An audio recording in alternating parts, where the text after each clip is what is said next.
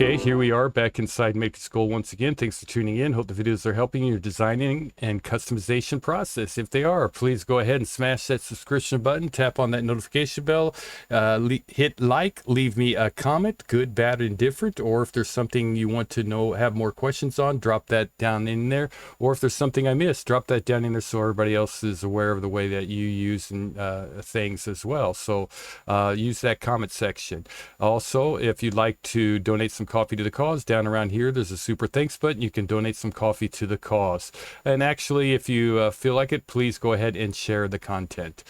So we're going to continue on level 4. And after this video, this will be a short video, and after level 4, what we'll do is we'll go and design an item using just the head builder and shanks and stuff like that, so you can get a good idea. And we'll try to make it fully parametric so you'll see the power of MatrixGold. So we have our head here, and we also have to do is just go back to our editor. We want to edit more on it. And then actually I'll try and make a real quick video on how to save it to your collections, and why you want to save it to collections versus a library or a full save or a job bag or something like that. It's just easier. It keeps everything organized. So what we have here, we're in level 1. So the first thing we'll do is we'll just go ahead and drag that down just so we can see different perspective. And right now, since we messed around in level 3, I believe, or I maybe messed around with it level 4, I'm not sure, but we have one ring rail out here, right? And we have another one kind of hidden in here. So we have one here, you can see the profile, and then we have one here. So we need to adjust those rails, right? So if I'm in level 1, I check the rail count. We're at level 2, so we'll go to level 1.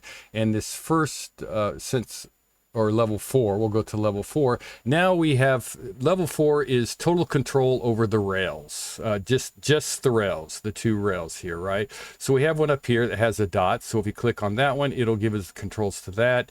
And if we click on that one, it'll give us controls like that, just like with the individual prongs. And that's in the level 3. So check that level out if you're more interested. So we can drag this one down and make it more to wherever, so that we can see the 2 ring rails.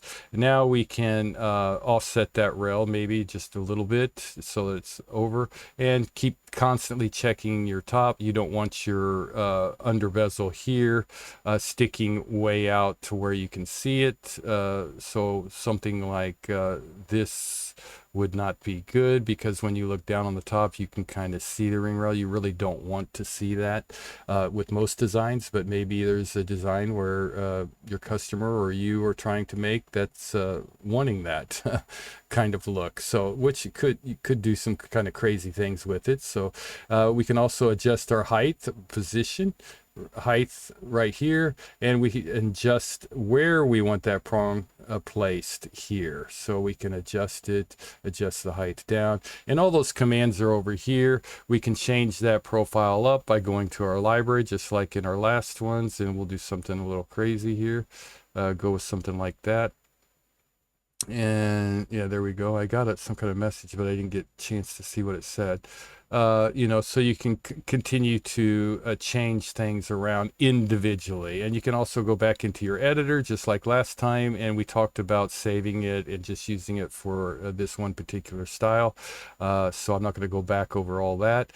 Check the other videos out, but you can really just adjust the profile individually. So that's how you kind of do it. You have your rail profile here, or library, and edit rail thickness for the one that you selected, whether it makes it thicker on the inside. You can hide your gemstone. Oh, sorry, hide, and you can kind of watch what it's doing. You don't want to lock it probably. So you can, you can kind of keep an eye on how the head's kind of forming together, look inside it without that gem being there. You can rail height for the one that you have selected, like this one here. We can make that thicker. going up something like that, and our over rail offset, which will be this command making it stick out more or indent more. The only thing you want to make sure of is that the bottom and top are touching. You kind of want everything touching the prongs so that when you cast it comes out really clean. And then the location, that's a location, the height offset, basically right here, location. This is the height, but that's kind of like where you want that. It will drag everything up. It won't change the height.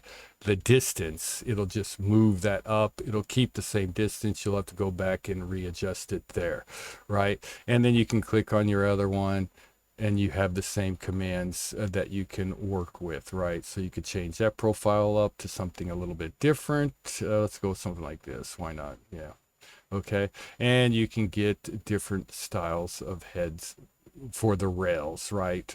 Totally different. Okay. So I think level 4 is really pretty easy now. That if you watch the first 3, level 4 is probably a no-brainer.